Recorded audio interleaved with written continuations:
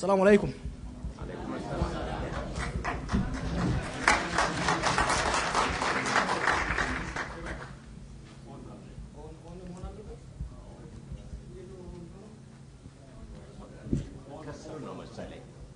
Any technical person?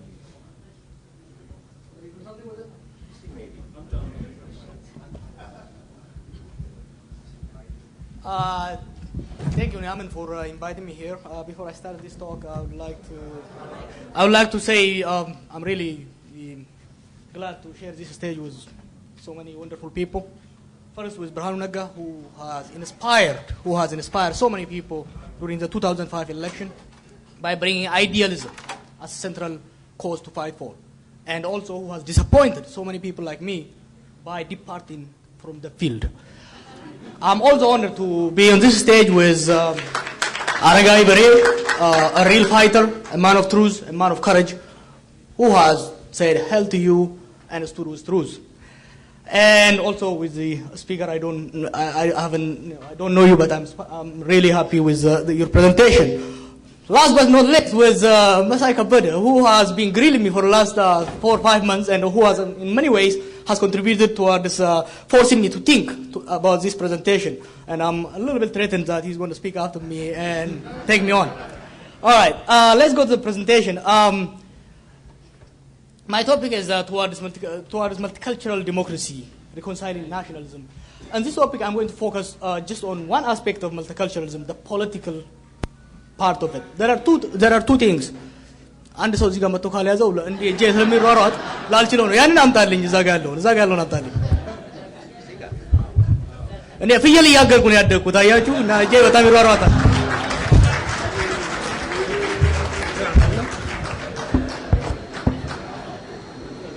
So there are two aspects of multiculturalism. One is what I call it the political aspect of it, the nationalism, and the other one is the identity part. Identity need to be, we need integrity of cultures, integration of cultures, but we need reconciliation of the political aspect. So I'll focus on the political aspect for today.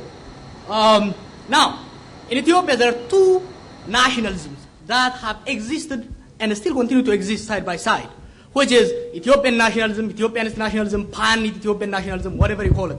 And the other one is ethno-nationalism. These two forces started to fight.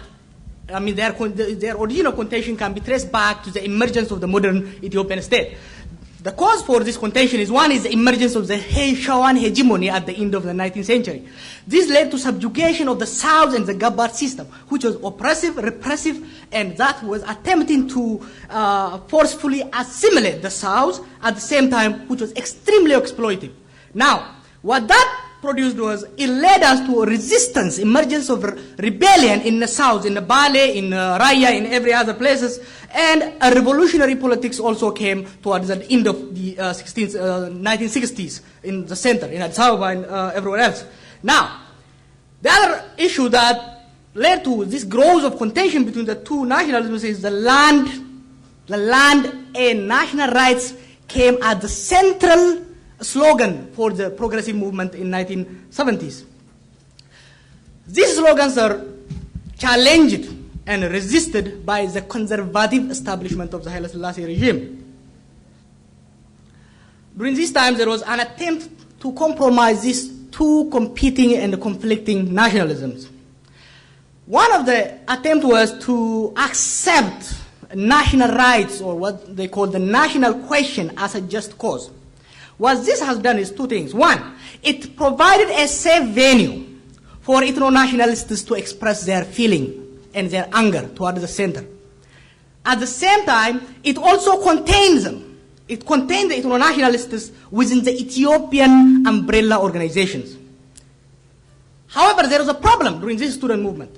There was a hyper acceptance of national rights. One, because of a tactical move and need to ally with Eritreans. Two, because of peer pressure, and so on and so on. What this has a problem, when politics got radicalized towards the early 70s, we have people talking about armed struggle and communism and all this stuff really prevented the progressive negotiation from becoming fruitful. Then the regime collapsed before the movement emerged, before the movement matured. Now, the crash of the progressive politics in Ethiopia has a devastating impact to what we are talking today. What it did really is this. One, after the crash of the progressive movement, Derg adopted a very conservative right-wing nationalist rhetoric. Why? Number one, the Somali war and the resurgence of Ethiopian nationalism that was beaten down by the student movements. This provided the Derg a political capital. Therefore, it didn't need to ally itself, or it didn't need to keep the alliance with the progressive forces. No longer communism and the land for teller and all these slogans were important. You can just say Ethiopia took them and you are on the right track. Second, the opposition made a tactical decision to ally themselves with Eritreans, separatist Eritreans. What Mengistu only needed to do at that time was to say, well, these people are going to split the country. These people are mercenaries who are going to split the country. And the nation was so scared, they said, dude, go ahead. Now, Derg, by adopting this very violent Ethiopian nationalist, it was also a very violent and repressive regime. The ordinary people, especially in areas I grew up, never understood the difference between Ethiopian national, Ethiopian take them and then let me kill you was the same in that area. This was very important for a lot of people. It was very important for ethno-nationalist movements. What it did was this. They could simply say, hey, you are being repressed by the name of Ethiopia. You got to fight Ethiopia. They intensified a very effective anti-Amhara and anti-Ethiopian campaign. And finally, they defeated Derg. Now, when Derg was defeated, I was a little young. When Derg was defeated, was it a fall of a repressive regime or was it a defeat of Ethiopian nationalism? I think ethno-nationalists took it to say that Ethiopian nationalism is dead and we have defeated it, we are going to bury it. Then this led to the hegemony of the ethno-nationalism. The ethno-nationalism that took power in 1991 had a very interesting dynamic. They defeated Derg and they continue to attempt to dismantle Ethiopian nationalism. Ethiopian nationalism went underground. The ethno-nationalism has this transforming role. They are dominating the center. They are running the country. They continue to talk this peripheral rhetoric. They continue to talk about this Ethiopia that's oppressing people, but they are still in power. So we had this void of state ideology. Mallas Zenawi is in power and talking about golden people of Tigray, but he's running Ethiopia. This has a very serious consequence. You cannot run a house and still talk for the Gwada. It was very important at that stage. Now, this consequence has one. It led to failure of the government. No value judgment. It led to failure of the government to advance collective interest. Nobody cared about C2 access. You are running a country and you are cutting the C2 access, and it's going to bite you back because the economy will be badly affected. Your power will be in question. So they let the Eritrean situation go messy. Ethnicization of everything.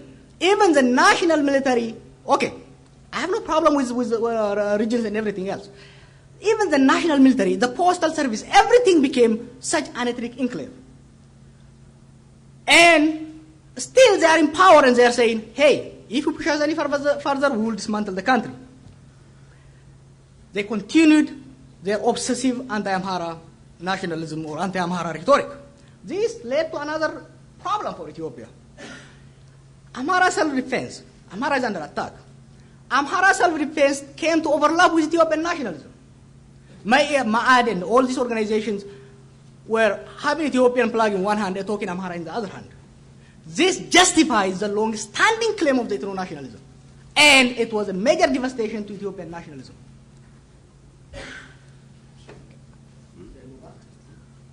Now, all these games that was played in the 90s had a backlash against ethno-nationalism. Why? We as a nation and nationalities took power what we have is a minority domination and a continued repression. You have a new guys, new government, new rhetoric, the same rule for ordinary people, the same repressive system. Worse, this time you have a clearly defined minority group exploiting and repressing people. Therefore, we the nation nationalities promise of 1991-92 was unfulfilled and miserably failed within 5 to 10 years. This led to emergence of a very right-wing reactionary Ethiopianist nationalism that manifested itself as an opposition force in 2005. Now, safeguarding unity and dissolving ethnic federalism, regaining Assad, and individual rights are the slogan.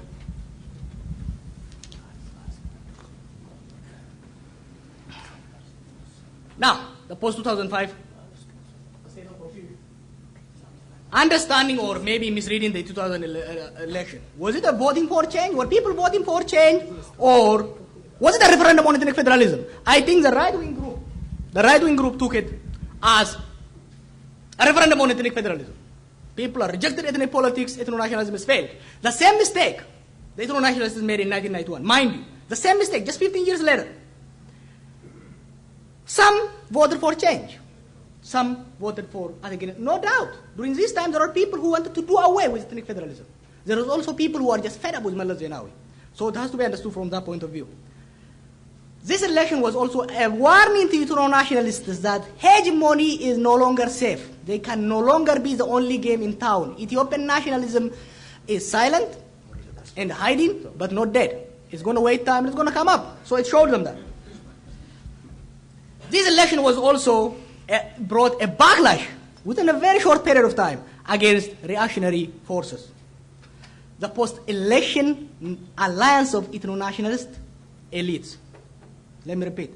The post-election realliance of ethno-nationalist elites with Malala Zenawi is a clear example. Opidio has more educated people today than ever before in its history. Why? Because the Oromo elites feared that Haile Selassie is coming back. Now, the status quo. Now the status quo found itself in a very murky situation. One, they saw that Ethiopian nationalism coming up. So what do? They adopted this Ethiopian rhetoric. There is Flag Day where you are forced to have the flag, to buy it actually. You buy for $10. You have rhetoric of national sovereignty and talking about Eritrea and talking about Somalia.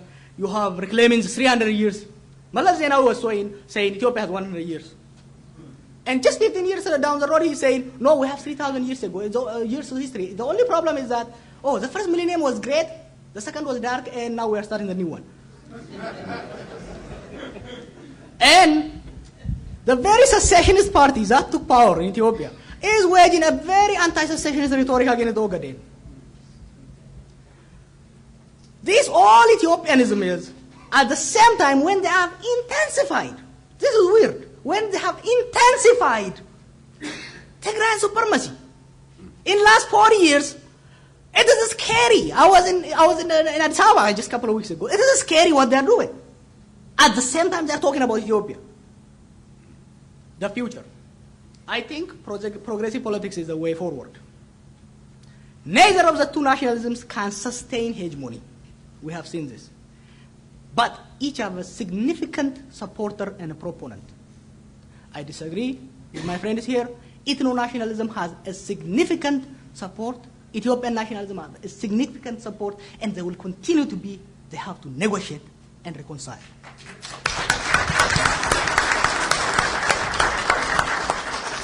Neither will cease to exist. And actually, they are very important. From my standpoint, they are very important. Ethno-nationalism will help us to deal with historic disparities. And it will also help us to preserve cultural identities. Oromo nationalism is the greatest thing that happened to Ethiopia. It recreated and preserved Oromo identity, which will help us to usher a very important democratic value in Ethiopia. Okay? At the same time, this is not the end of the game. Ethiopian nationalism will help us to safeguard the existence of the state and will help us to advance the collective interest of the nation.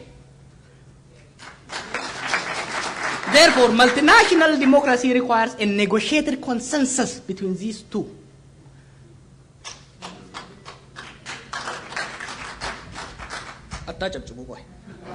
Then, now, for these two nationalisms to negotiate and reconcile, we have to understand the political spectrum in Ethiopia. I took this from Leon Baradat. His book is called Ideology, Its Origin and Impact. I found it very important. I've been thinking how to understand Ethiopian politics. It's so little crazy. So I found this. Now, Baradat he says ideological spectrum should be understood on what kind of change they want and how much. Now, on the left, he has a radical. Somewhere next, the liberal, moderate, conservative, and reactionary. The radical says, I am sick of this system. I want to dismantle it and create a new one. He has no faith, nothing in the system. So he wants to create a new one.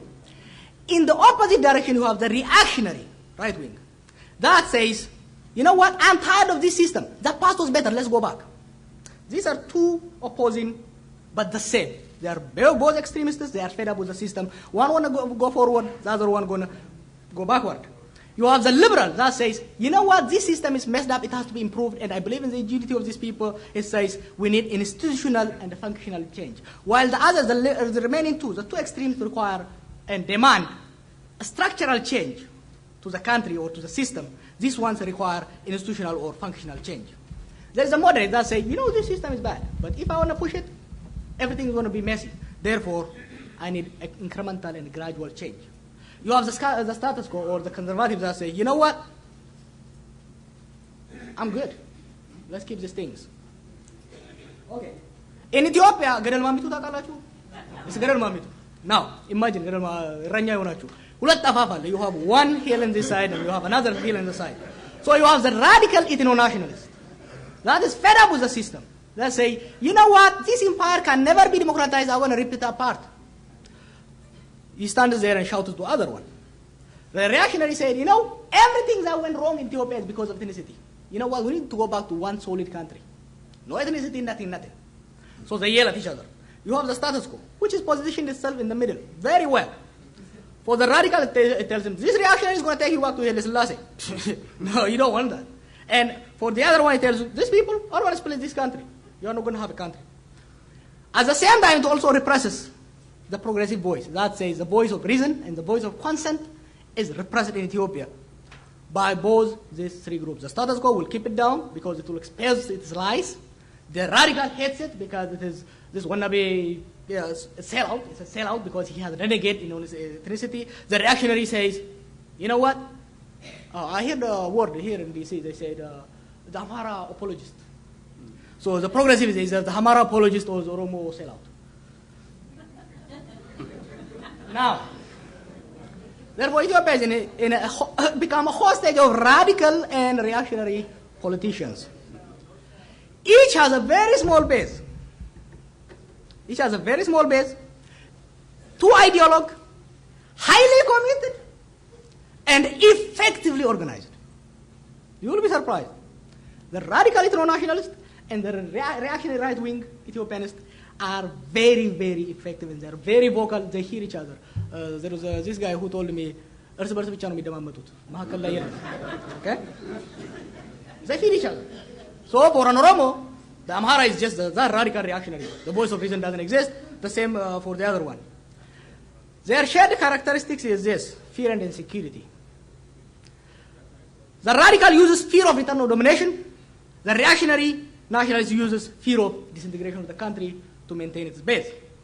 Each promises, aspires, and preaches elimination of the other.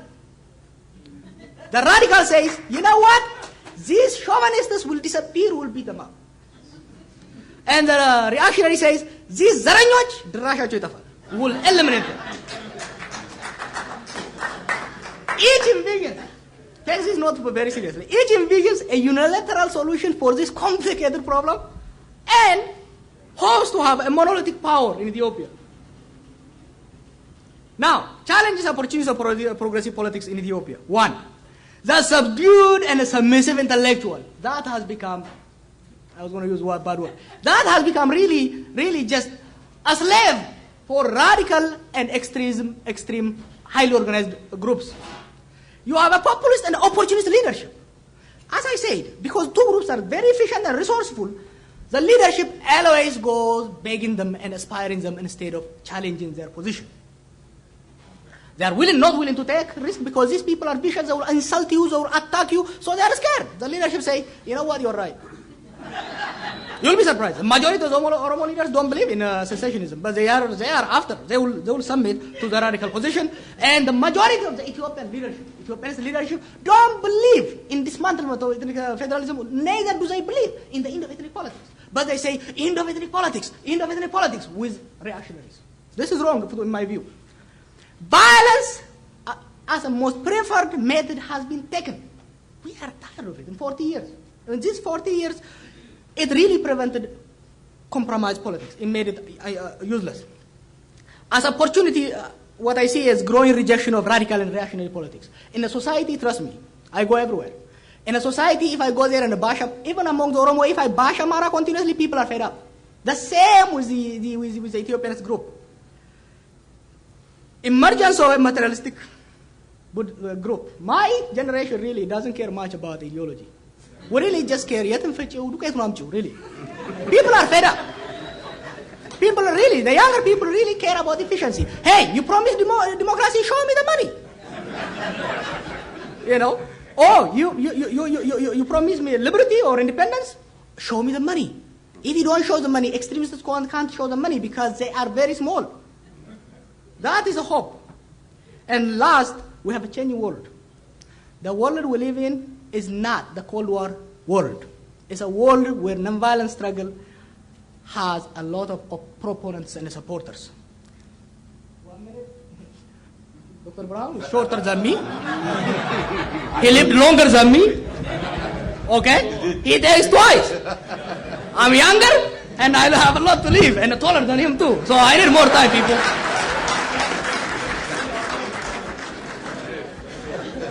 So, a friend, we're talking in here, and there is a friend who is in Ethiopia right now. We're saying an idea, and he said, one tragic aspect of Ethiopian politics is the almost total absence of progressive Amaras, once embodied in the energetic personality of Walali Makonde. He said, one tragic aspect of Ethiopian politics is the almost total absence of progressive Amaras, once embodied in the energetic personality of Walali Makonde. He added, though, in a promising note, but I believe that even now progressive politics is not dead in the Amhara community. It will sooner or later assert itself. And I said, brother, silence is not golden anymore. Speak up.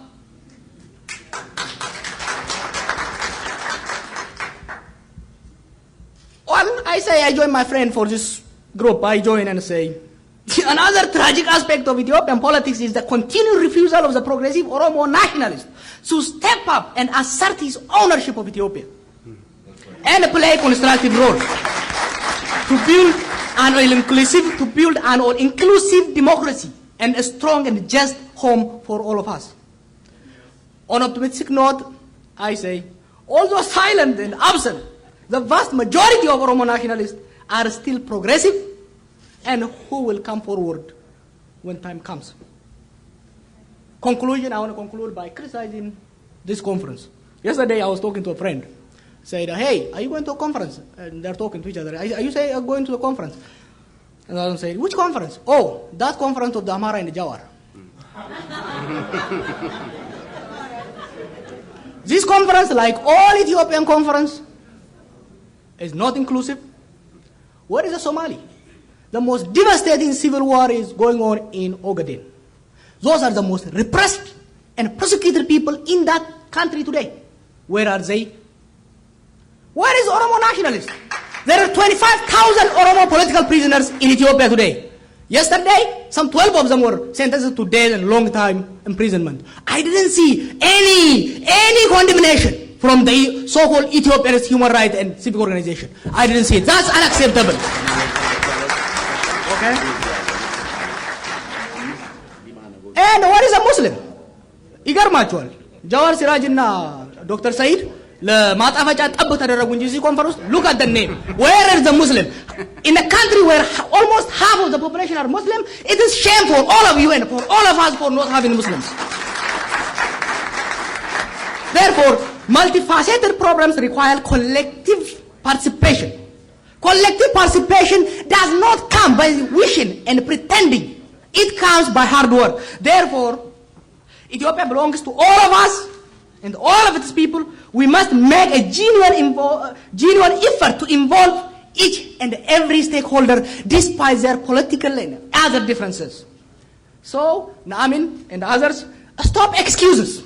If you want to work for Ethiopia, stop excuses, step up outreach. Thank you.